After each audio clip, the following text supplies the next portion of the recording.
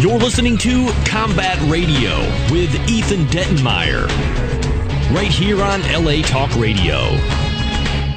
Just gather round and I'll elucidate on what goes on outside when it gets late. Long about midnight, the ghosts and banshees, they get together for their nightly jamboree. There's things with horns and saucer eyes, some with fangs about this size. Some are fat, and some are thin. And some don't even wear their skin. Oh, I'm telling you, brother, it's a frightful sight to see what goes on Halloween night.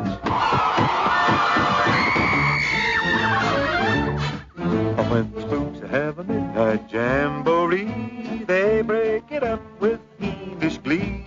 Ghosts are bad, but the one that's cursed is the Headless Horseman. He's the worst. That's right, he's mine on Halloween night. But when he goes jogging across the land, holding a noggin in his hand, demons take one look and groan, and they hit the road for parts unknown. Beware, take care, he rides alone. And there's no spook like Spook could spurn. They don't like him and he's really burned. He swears to the longest day he's dead, He'll show them that he can get ahead.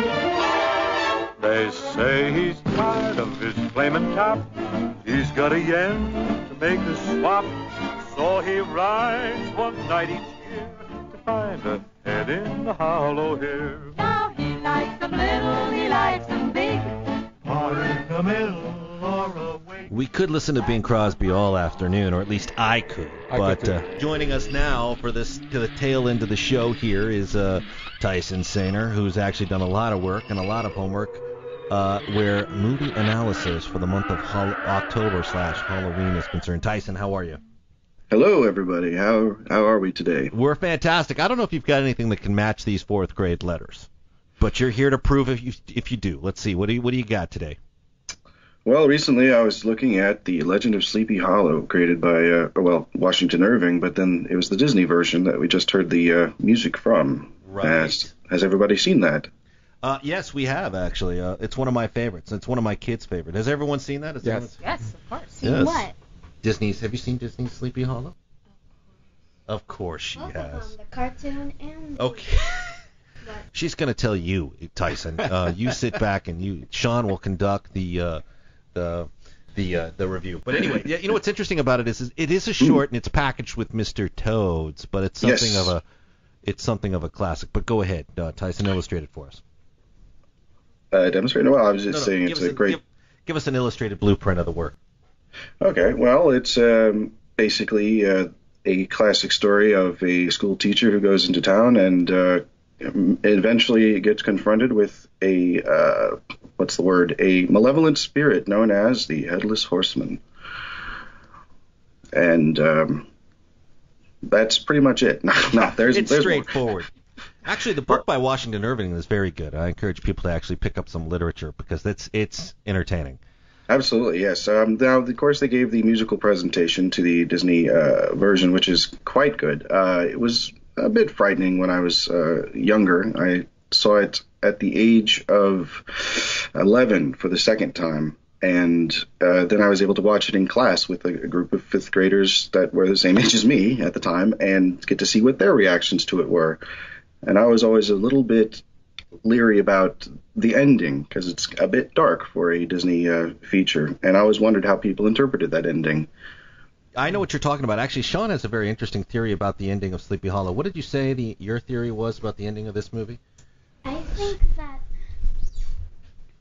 that what's his name? That guy? Brom Bones. Oh, Brom, yes. I think he was dressed up as the Headless Horseman, and he's just driving a kabod crane out of town.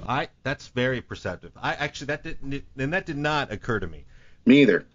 I bought on the spirit what do you call it, supernatural side that there was a Headless Horseman. I got into the whole thing. What about the Johnny Depp one? What about it? But I liked it. I liked it too. Great. I thought it was great. I thought it was really well done. I still need to see it. Sorry. You haven't seen it, Tyson? You got to see it. Not yet. Yeah, a load of my mates and stunt guys in the UK worked on that, including the guy that rode the horse as the Headless Horseman with his special rigs that could hide his head. Fantastic. It was really well done. And Rob Inch, his name is, a stunt coordinator, and stuntman extraordinaire. Big shout out to Rob. He actually played that Headless Horseman. He was great. He nailed the production design on it. Perfect Sleepy Hollow. But more cowbell on that later, because that's one of Tyson's films to review later on in the month. So we will come back to the Tim Burton version. You know, we've had some people who've worked with Tim Burton on the show. We're going to incorporate them as well. But it is interesting. Sean's theory is that Brom Bones was chasing Ichabod out of... You know, Ichabod's kind of a devious character, though. He sees himself as, like, moving in on the old man's farm. The wheat, there's that montage where the wheat turns into gold, and he's kind of seeing himself in a sort of as like an opportunist. So I thought that, you know, the Headless Horseman picked him out because he wasn't such a great guy and went after him. What do you say about that, Sean? I think it was just that. I think it was just Ron Bones because Katrina really liked Ichabod, but Ron Bones really liked Katrina, so he wanted to marry her and just get Ichabod out of the picture. That's good. Miss O'Collum, do you have a take on the I just remember getting really freaked out watching it as a kid. Really? Yeah. Me too. Yeah, really freaked out. Go ahead. I remember the music. It's not typical Disney, No, you know. no. I'm sorry, Tyson, go ahead. I was just going to say it's a fantastic chase scene in that film, a wonderful animated chase scene that goes on for a lot longer than I remember it as a young person. It was funnier this time around. Apparently I wasn't as perceptive to Ichabod's faults at the time, or I hadn't really picked up on the allusions to all that stuff, but definitely as an adult when I watched it again, I was like, oh yeah, he's definitely not as sympathetic as I remember him. No, he's not. He's not. In fact, you know, different people have played him, from Johnny Depp to Jeff Goldblum, and they all kind of play him in different ways. But in this particular version, which Bing Crosby handles the narration and all the personalities, he's far from... You know, it's interesting, on a production note, it's not a criticism, but that is a double packaged production. It's with Mr. Toad, which in Disney had Basil Rathbone do the narration for Mr. Toad and Bing Crosby do Sleepy Hollow, or the Headless Horseman. But I wonder if they had reversed it, where if Basil Rathbone was the voice for the Sleepy Hollow, because Basil Rathbone is more of that kind of, you know, type actor, you know, supposed to, you know, versus Bing Crosby doing Mr. Toad. And but I mean, it's still a classic. That's not a criticism per se. That's just an idea. No, it's fantastic because it may have made it.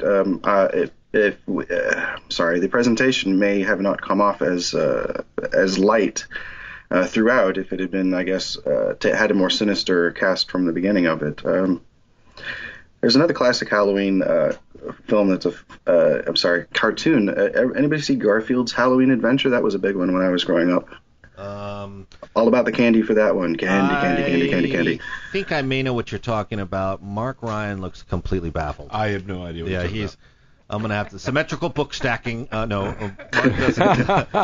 Garfield wasn't big in the UK when I was a kid, so, you know, that all of this kind of stuff that is stock child, you grow up with it. We never grew up with that stuff.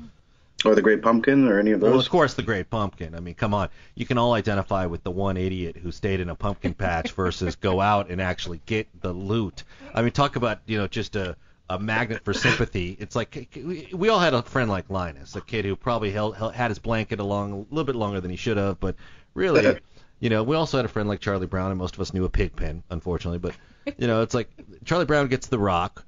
You know, he doesn't. He actually has the most innovative ghost costume with the 1,000 eye holes cut in it. The Swiss cheese ghost costume, yes. He still gets rocked, basically. And then Linus decides to bait Charlie Brown's sister to spend the night in a pumpkin patch. And I don't know where the parents are to any of these kids. Well, you know, if they're always I guess that means yes, I'll go stay out in the pumpkin patch. At least he brought a blanket. Which is another sort of way of saying that parents and kids do not communicate well. Teachers, you know, which is not the case with you, Miss Akulum. I know firsthand. You're held in very, very high regard. Thank you. But it is hilarious. So I would have to say, yeah, I'm surprised we didn't get on the Great Pumpkin, because that is a good recommendation. Those are wonderful pieces written by the children. I really enjoyed those. Yeah, I'm impressed with this class too. Smart class. Good. I'm impressed with the teacher as well. I'm impressed with the teacher, everybody. Shaping the minds of young for the future leaders of tomorrow. It's so important. Yes. It's so important.